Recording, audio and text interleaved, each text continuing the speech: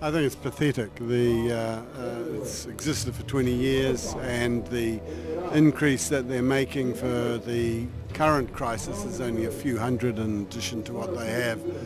I think that there needs to be a substantial increase in the overall quota that we do every year, but there also needs to be an emergency response to what's happening right now with millions of people across the globe seeking refuge, and a number like 10,000 we could easily bring into this country and resettle. I think very easily. If you look at the actual numbers of permanent and long-term migrants in New Zealand, last year there was a net gain of 60,000 in permanent and long-term migrants. It's a net gain, right? So we're talking probably 100,000 permanent long-term migrants. We have something like 200,000 workers on temporary visas here, living each year, coming in and out and tied to them. And it's all right for the bosses and the companies because these people tied to in sort of tenure because their visas are tied to the companies. So hundreds of thousands of them is on farms, the National Party voting dairy farmers, and thousands of them in building sites in the Christchurch for the rebuild. So the government's happy to use and abuse those migrants, but these ones who are desperately in need, they're saying they can't handle. Well, that's just nonsense. It's got to be vastly superior to whatever condition they're in at the moment in the Middle East, in Turkey, in Lebanon, or even many of them in Europe. Coming to New Zealand's got to be a vastly better option for people, and they would be very easily able to be resettled here, in my view. It's quite a big number, but however, we have to look at their life, and their life is so terrible. It's like bombing every single day, and it's just so bad, their lives. And even if I have to share my house, I will do it. If I have to share my room with 4 other people, I will do it. If that means I will get more people. And I think that we can do it as New Zealanders, because we're New Zealanders, we're Kiwis, we are proud Kiwis. We stand up for what's right, and that's what makes us special. That's what makes our country so beautiful. And I think they really deserve a chance, and I really think we should really give them another chance and let them see our country and the beauty of our country. We spend the military budget that they spend in New Zealand in 1.5 year, right, of the military budget is equal to all of the treaty settlements for all history, right? That is shocking. What a waste of resources. What a waste of wealth. We need to change the priorities around, right? And if we change the priorities around so that the people are put first, not the 1%, we can easily take in 10,000 of the most oppressed people in the world, right? Well, we actually do have the infrastructure. New Zealand usually loses tens of thousands of people every year to Australia. That's why the government encourages migration to New Zealand, and the infrastructure would collapse if we didn't have significant permanent and long-term migration into New Zealand because of the usual net loss to Australia. Half my family's in Australia. I'm sure a lot of yours and everybody else's is, right? So the only reason New Zealand actually is able to survive is because we have a net permanent long-term migration coming into this country. And that's in the tens of thousands every year. Every year, tens of thousands of people are migrating here on a permanent long-term basis. So migrants generally contribute to an economy. Migrants, even desperate refugees, bring resources in terms of their skills and their. There is no, in my view, there's no cost in any meaningful sense to stretching out our hand a bit to those in need.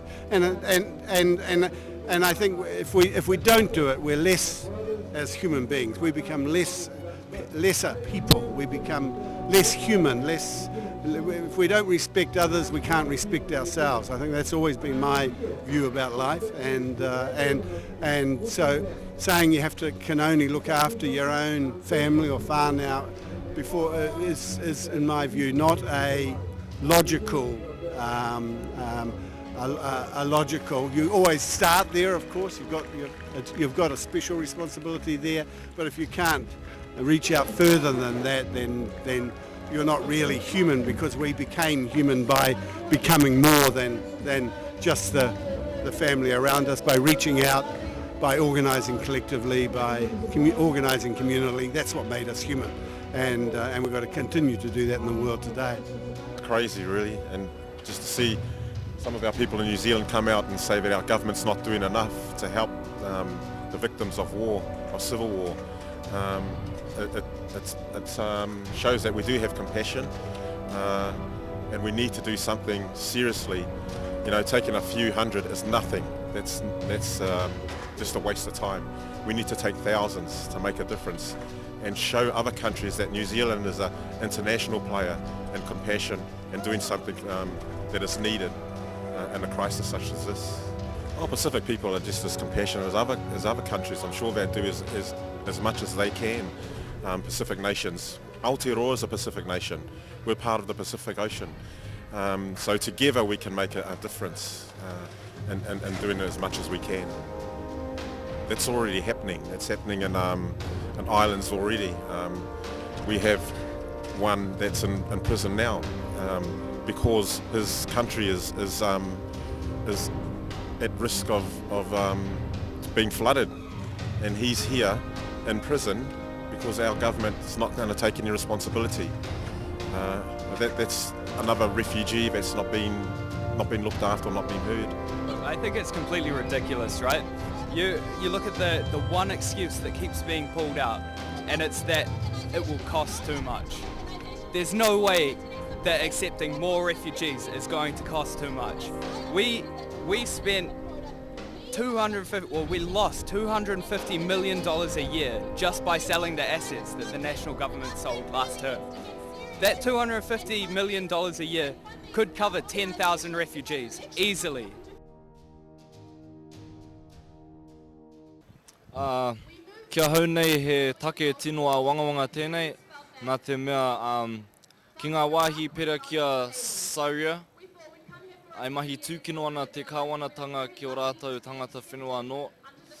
Ke kone mātou ki Aotearoa, e noho pai ana a kaore mātou e ahe ana ki te mauria mai a rātou ki tēnei whenua, tino tūkino tēnei. Kia hau nei me tukua mātou te aroha ki ngā tangata katoa. Nō reira ai, kia ora.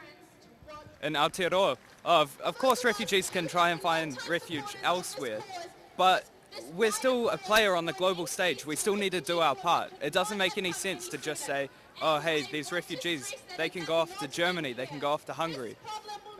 It's just not acceptable. We need to accept refugees from wherever. I think it's a humanitarian crisis, and it's important for us as New Zealanders to make sure that we need to do something about it. And lately, as what we see, what is happening, it's very important to us to respond to it, and making sure that although we are a tiny nation, making sure that we have something which we can contribute to international crisis. So I feel it's important for us to get Syrians to come to New Zealand. In my point of view, I think it's a time for New Zealand government to increase the quota refugees, because has been for long. And that's why we request the government always to increase the former refugee, the quota, which is from 750. So now the government need to consider on what is they're going to increase it or not, because now the pressure is up from the public themselves. But for our side as our organization, we hope that the government can listen and do that. Fights for freedom, fights for democracy, some say even fights for socialism. Give a round of applause to the people from Carolan. Give a round of applause to the Kurdish people, 40 million of whom are still without a nation. Another great crime, and they've been done over by all the imperialist powers. Because our brothers and sisters in this region are soon going to be eco-refugees because of climate change, because of Western capitalism. Not only does it steal the land, not only does it oppress the people, not only does it start the wars and the bombs that create refugees in the Middle East, but it also pollutes Potoua Papali'i and destroys our environment. And people who've done nothing to destroy the environment in islands like Kiribati and Tuvalu are the first people at the front line of the climate catastrophe that's coming in the next decade, where their food sources are destroyed. Their land has been assaulted by rising tides. And we have a duty needs to be paid a lot more attention to as the root cause of this refugee problem. And if you go back to the underpinning United Nations Charter, which was set up after the Second World War to try and make sure this never happened again, you will see that what they looked at was means of sorting out international disputes in a peaceful way. But when you go around illegally invading other people's countries, bombing them and destabilising them, that's why people want to leave. And I believe that because New Zealand is a member of the Security Council, it should be the job of the New Zealand government to go back to the basics and make sure that the fundamental principles of the UN Charter are implemented to help stop the root cause. Joe, you know and I know from being frontline in Glen Innes when we're fighting for our state houses that the government of the 1% in this country are stealing all resources as we speak, right? They tried to privatise our electricity companies. We said Aotearoa is not for sale. They're stealing the houses, the state houses in Panmure. In a couple of weeks' time, we'll be there to fight for the resources of the working class, for the resources of Tangata Whenua, right? This system has already alienated and stolen from Maori, stolen the land, stolen the resources. We can see these useless, I think, treaty settlements, which don't pay the real value of what was stolen from Maori. And democracy will achieve victory in Syria, inshallah. So pray for Syria, support Syria, and support the Syrian refugees. Yeah, I'm pretty disgusted with essentially the position that the New Zealand government has taken. I think this is a really sad time in the world. We know that there's refugees that are being created because of the ecology over in Tuvalu, and we're passionate about that, being a Pacific person, and I think it's high time that we got more people here. We've got to show that we are a compassionate, caring nation. In New Zealand, it's not going to cost us the kind of crazy money to have people here, and I think we've got to increase the quota. We've got to show that we are that compassionate people that we claim to be. Ko tēnei kaupapa e pāna ki te manaaki, me te aroha, me te koha, kia rātou e noho ana i te raru i tēnei wā. Anō reira, ko rātou taonga, nā taonga i tuku iho nō ngā tūpuna. Ko tēnei kaupapa he kaupapa Māori. Me kuhu atu, me tuku atu te aroha kia rātou, aroha atu, aroha mai. Anō reira, he tino take tēnei māku hei mama me ngā tamariki o Aotearoa. Kia ora. Yeah, I know numerous families, both in Otara and Papatoetoe, anywhere out south, where our families are going to take people. And look, Pacific people came to New Zealand, and we had, up to 15 people living in the house. People often say, "Oh, how could you live in the garage?" It was cool to live in the garage when I was growing up. And what I'm saying is, we will open our homes up to anybody. We come from the Pacific, where people are invited, they're welcome, they're made to feel part of the family. And I have every confidence that those very families in South Auckland will be more than happy to open up their homes and their hearts to refugees from all over the world. I'll never forget the moment when I saw the photo of Alan, the 2-year-old boy who was washed ashore after his tragic drowning. I'll never forget thinking to myself, this is not real, because we're made from flesh, we're made from bones, we're made from a brain. We have a brain, we have over 700 trillion blood cells in us, and we have a heart which makes us human beings. And that's what makes us human beings, that's what got us together. And it's that heart that which makes us human, and it's that heart which makes us different from all the other creatures. It's that heart that loves, and it's that heart that cares for each other. Or so I thought. As a 15-year-old, I guess I was expecting more from humanity. If we truly cared and if we truly loved each other, this wouldn't have happened. Alan and his family would be safe, because in the end, we killed Alan. I mean, look at it. Not even the fishes and the sharks and all the other creatures in the ocean had the heart to eat him or kill him. But us humans, we did. We killed them.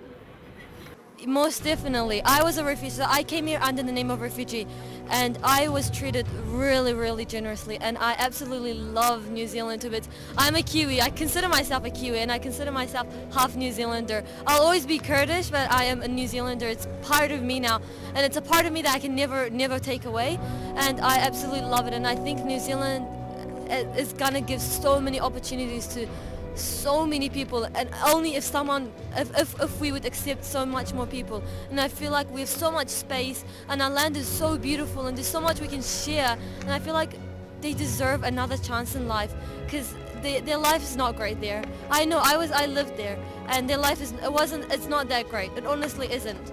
And I think New Zealand will give them a chance, and they're gonna love life, and they're gonna look at life differently. And I know I did, and I know I love New Zealand. I know it's given me a future, and I'm so excited for it. Yeah.